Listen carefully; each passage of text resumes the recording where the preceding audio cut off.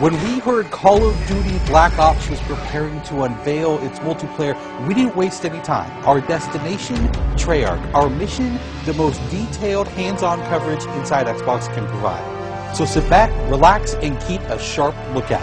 Every feature you hear about in this preview has never before been done in a Call of Duty game.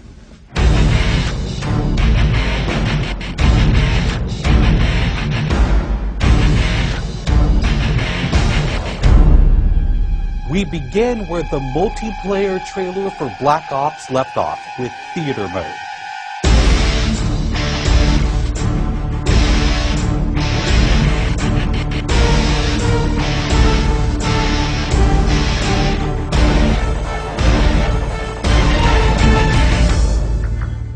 Dan Bunting explains.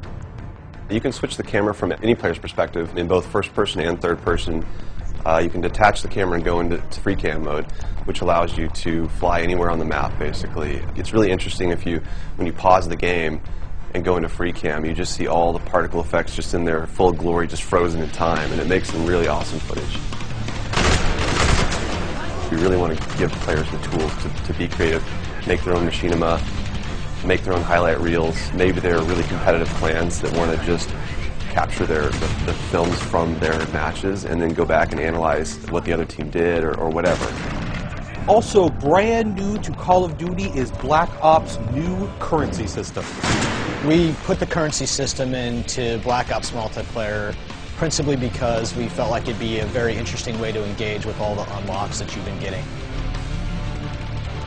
So one of the things that's really fun about currency is instead of being specifically told at a specific level what you're going to get, we're unlocking features by level, but then once the feature is unlocked, you can purchase any component of that feature with the currency directly.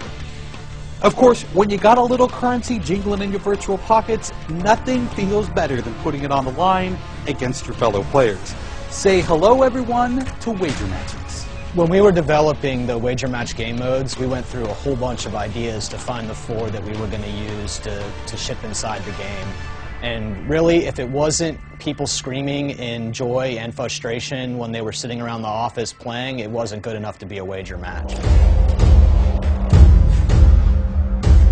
Wager matches are all free-for-all modes, and they exist separately from the standard playlist. They include game modes like Gun Game, where you're in a race to score a kill with 20 different weapons, beginning with pistols and advancing through ever more explosive weaponry. It's extremely rewarding for us as a design team to put something up there that people are reacting to really well, and it's slightly different than what they get, and everyone loves the core game. And you have to be very careful when you're finessing the core mechanics of the game. But wager matches let us kind of get our creativity flowing and do some things that you're not normally used to, and then spin them up in unique ways and combine things in ways that you haven't seen before, that you never really thought of, and that wouldn't be appropriate for the core game, but are completely appropriate for wager matches. While the classic Call of Duty challenge system is still very much in place, Black Ops is also adding a new feature called contracts. Right, so if you're using the contract system, you actually have to put up a little of your own currency in order for a bigger payday. And depending on the contract, some contracts pay XP, some pay more currency, some pay both. But they're all time limited, and it's game time limited, so you have to go to work to accomplish that contract within the time period in order to get paid. It's different from the challenges, in so much that the challenges some players like to use very aggressively, and they map out their path through the challenge system in order to maximize their XP gains, in order to level faster. And then a whole nother set of players uses the challenges sort of passively. They're there, when you get them they feel good, but contracts gives you a way to directly engage with the content inside the game. It says, hey, I'm an SMG guy, I want SMG-based contracts, I'm going to chase my contracts, and I'm going to get paid. And that's fun. Another focus for Black Ops is player customization, including things like unlockable face paint, unique perk-specific character models, and a whole lot of weapon customization.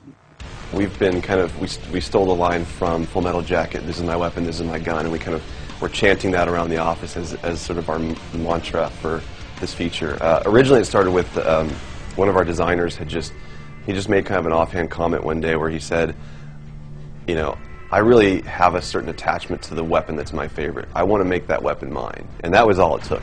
So from there it was just, what are the things that are cool? It's like, put your clan tag on your gun, of course. And we've got, the emblem editor by itself is an element of creativity for players.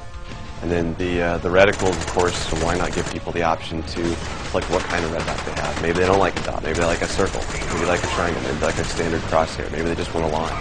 And then there is combat training, which allows you to get comfortable with the trappings of multiplayer by competing in matches against AI-controlled opponents. You know, it's our hope that combat training can convert people who are largely single-player gamers who might have, dabbled around in multiplayer but never made that leap to playing online, and give them kind of this experience where they can get familiar with the mechanics and features and systems that multiplayer has, but they can do so at their own pace, they can do so without someone screaming in their ear what a noob they are, and practice up and then join the competitive fold. Experienced players could use combat training to practice up on a particular weapon, a particular tactic, or a particular map. So we think it appeals to both audiences, but most directly it was designed to help new players get into the mix.